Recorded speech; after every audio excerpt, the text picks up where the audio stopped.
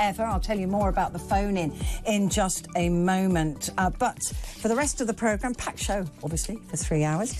For the rest of the programme, coming up at 11 o'clock, between 11 and 12, we have the wonderful Vincent Moss in the studio, who's going to be going through the newspapers for tomorrow and checking out some of the stories that we might have missed today, because the King's speech has sort of taken over everything, hasn't it? So we'll be looking at that. We've also got Jessica Dante here to give you some travel advice about scams and whether you should go to Spain or not. I suppose that's a big question, isn't it? They don't want you there. Josh Rom will be here as well. We've got Hugh Jackman and Ryan Reynolds speaking exclusively on this programme. I would love it if they were in the studio. Unfortunately, they are not. But, we've got them on the programme, so that's coming up as well. But let me tell you about what's going on the phone-in at midnight. There's extraordinary numbers coming out here. 2 in 5 men in Britain are dying prematurely. 2 in 5 men. That's 39% of men in this country die before they should. 133,000 men die early every year in the UK, equating to 15 every hour. That's according to a report calling on urgent action to improve men's health. 2 in 3 men, 64%, wait more than a week before visiting a doctor with symptoms, while 48% believe it's normal practice to avoid health checkups, and fewer than 40% take up an offer of an NHS health check for which they are eligible. So the phone in at midnight really is why. What is it about men's health that they seem to be lagging so far behind women's health? Look, I do realise that women's health, we probably talk more to each other about symptoms. There's no expectation of us to man up, as it were. So maybe we are better at going for those checks, although I will wait more than a week if I've got any symptoms that I'm worried about.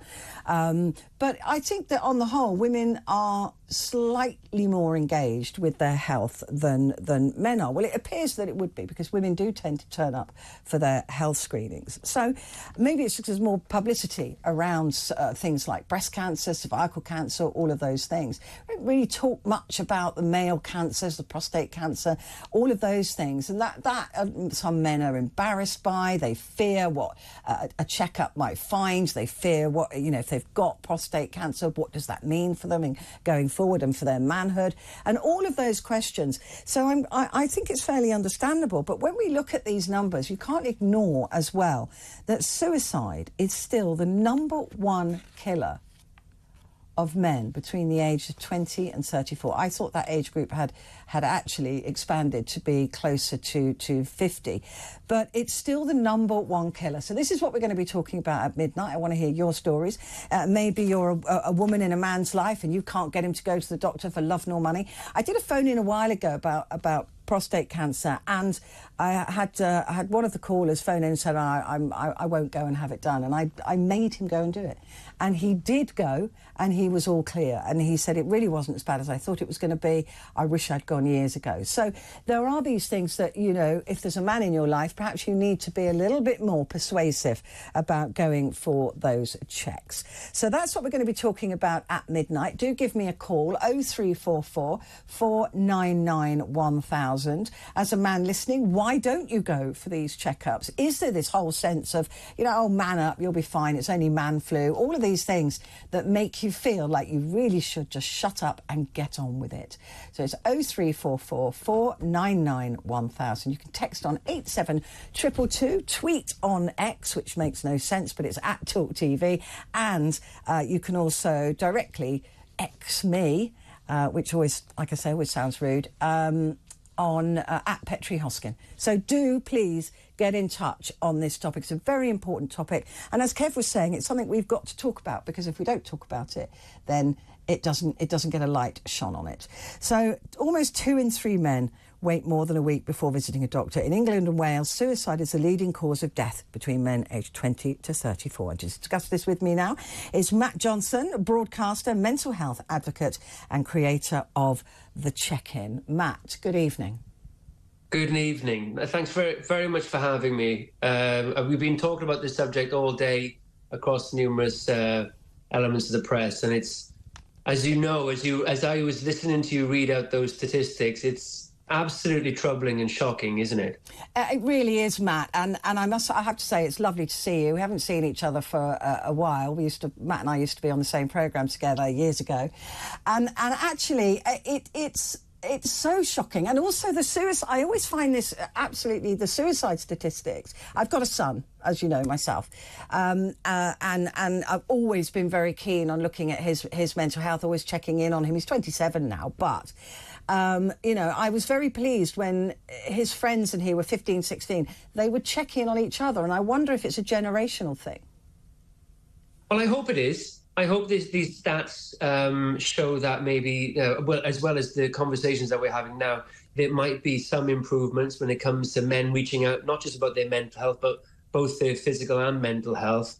I am encouraged by what some schools are doing, by definitely what the King said today, and with reports that Movember have released today, it does seem like we're going in the right direction. When I first talked about my mental health struggle back in 2009, back then, there wasn't anything like this. Yeah. You know, there was hardly any conversation being had, and as you just pointed out so eloquently in the beginning, there is an issue when it comes to the culture around men asking for help in any capacity, and I was nearly a victim to that. Almost took my own life in 2009, and since then, been on this kind of quest to work out why I was in that situation, or have better services for men whilst they're there. And I'm a true fan of what Movember do, and their website is full of information of where men can go discreetly and what we can do as far as mental health tools and join certain groups. And there's so much out there now that wasn't around when I was struggling. It's quite remarkable, but there's so many layers to it. There's so many complications. There's so much nuance to this. But what it comes down to, from my experience personally, is knowing that if you ask for help and if you communicate and talk about whatever it is, whether it's a physical problem or a mental health issue, the earlier you get it, the better chance you have for a happier and a healthier life. And I'm testament to that. Saving my life right now is having communications and conversations with my friends and family and loved ones. And I'm very lucky to be able to have a therapist, but I know there's so many places out there for me to go to, and just knowing that makes me feel a lot safer and a lot happier, and then therefore knowing myself more. And it sounds so weird, like that, like as you said earlier and so brilliantly, there is this culture of like, just get on with it, it'll be fine. And it's not. The stats prove you wrong, and what else is wrong is that people aren't there. Like, people, I used to think that, wow, what if I went somewhere nobody would care? But that's not true. Everybody out there will try and do something to help you if you are struggling. There's so many resources out there now where you can go to and you can turn to if you are struggling when it comes to your physical health and your mental health. But you have to get there early, and it comes down to many different factors. And I'm not here to preach about what a man should do or how they should behave and how they should, live in this world. But you are worth it. You deserve to get the help that you need, and the help is there if you want it. And get there early, as soon as humanly possible, because we do not want these statistics to go up. They need to be reduced, and we as human beings need to let men know that they are safe to come forward whenever they want about whatever they want. Yeah, like I said, I've made that absolutely clear to my boy and all of his friends as well. They come and see me, or they do talk to each other. They are pretty good at checking in with each other. But Matt, what I find so distressing is that it was probably 10 years ago that you and I were working together. You showed no signs of, and that's what's very difficult, isn't it, with people? You were very jolly. We went to that party, drinking. We got on the tube. You seemed fine, and that would have been around the time, I'm guessing, that you were really, really struggling. Well, this is really interesting. From reaching out. Yeah. So when we got to know each other, I was living the life of Riley, working on This Morning ITV. Yeah. And really papering over the cracks, to be honest. And my suicide attempt was in 2009. I first talked about my mental health on This Morning in 2013. So we would have been hanging around 2011, 2012, 2013. And for me, it was pushing a square peg through a round hole. The worst thing for me when I was going through my biggest problems was I was pretending. I was faking it until I made it. And I wasn't able to communicate my feelings. And I got very clever at doing that. And then that projection of a healthy, mature, confident, or fun version is the mask that I put on for a very long time. And it's still a part of me. I can still be that person. I still very much love doing live TV and enjoying myself. But the worst thing for me is whenever I try to ignore how I feel, it's very, very difficult to be on air every single day and be the same. I'm a human being with a fluctuation of emotions. And I found it very hard at times when I was on This Morning to be as perfect as I think everybody wanted me to be. And if I was honest about how I felt, I think people would have been a bit more understanding, and therefore I would have been able to be a bit more of myself. But like I said, when I contained who I actually was, especially when I was at ITV Wales News, when I was really struggling, training to be a young journalist and reporter and all that type of stuff, I was so scared that they would get rid of me, or I would be seen as a weakness, or they wouldn't choose me to do work, or I wouldn't be able to pay the bills. I was just petrified of, and as well, I'm a working class lad. I was terrified of being seen as a weakling or having a weakness because I was vulnerable, and all the negative connotations and stigmas were attached to having a mental illness when I was then struggling. Oh, it really was, Matt. I mean, there was that whole thing, and also being around programmes like This Morning, it was very up. Everybody was expected to be up. It was that jolly, happy place, and that like you said, if you're in every day, we all have fluctuations in our mood, and everybody had to cover that up. Everybody. Well, we know that now from Phil and Holly. They had to do it as well. Yeah, exactly. And the thing is, it's reality. You have a job to do, whether you're a professional host or you're a professional footballer. People want consistency, and I think that's understandable. And I think it's more of the attitude of the person.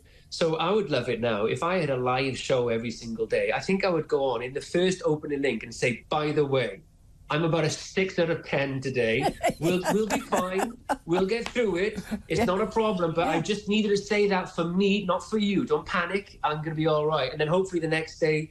And this is the thing. Prevention. Getting ahead of it. I now know myself enough that whenever I get onto a train after a shoot, I know how my brain works. I know it really likes to let rip and to pick apart my performance and to tell me I'm not good enough and to say that, pick apart all the small things I did wrong. But now I get ahead of it and I just sit there and say, go on then, go on, have a crack. And that awareness of how my mind works and how I feel gets me to get ahead of the nasty parts, the darker parts of my personality that really would hold me back, the imposter syndrome stuff, all the working class guilt and all that type of stuff, that a lot of people deal with. I think it's just having it outside of your body instead of percolating and sitting on it and letting it get to you, because that stuff can really get to you. And I'm testament to that. When I bottled up how I felt, it really, really put an edge to me that I couldn't contain. And like I said, I would love to live in a world where we could just go in the morning and go, guys, just a little heads up, I'm a 6 out of 10. It's not a problem, but I'm going to get on with my day. That would be great if we all had that understanding, right? Because it doesn't make you weak. We've all had 6 out of 10s. We've all had 2 out of 10s, I mean, people can have bad days. But it's the acceptance of that, isn't it? And making sure that other people who are already going... This is the other thing. Everybody goes through it. But we all keep it to ourselves. What's the one thing you wish you could tell yourself in 2009 now? What would you now would say to Matt then? What's the one thing?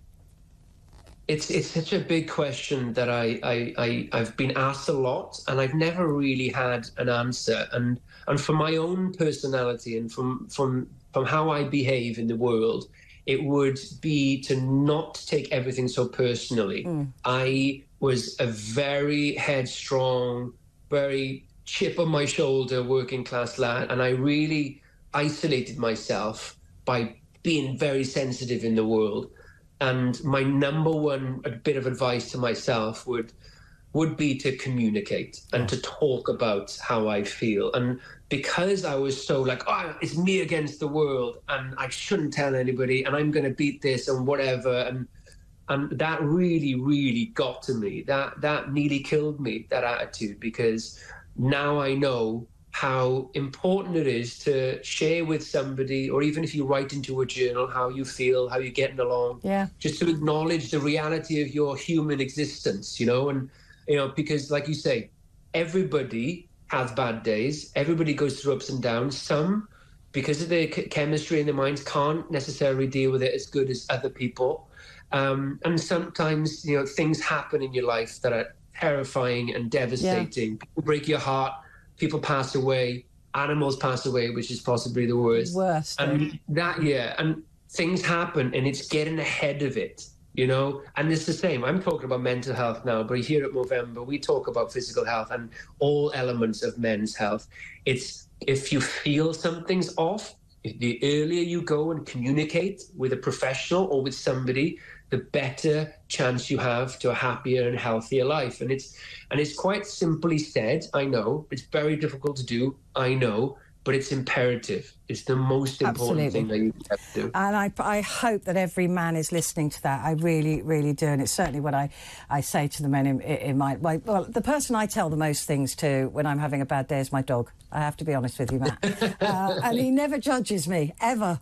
Listen, it's been absolutely lovely to see you. Next time you're in London, give us a call. We'll go for a drink. I would love that, like old times. Yeah, like old, perhaps not like old times. Well, maybe not. I'm too old for that now. Me but too. Hey, it's so nice to see you, and thank you for having this conversation on this platform. We really, really appreciate it. Thank you. Let's get you in the studio sometime as well, Matt, and so we can have a longer chat as well. But it's been lovely seeing you, and I'll see you soon. Take care. Matt Johnson there, broadcaster, mental health advocate and creator of The Check-In. Heed his words. He talks sense. We can take a quick break. Back in a sec.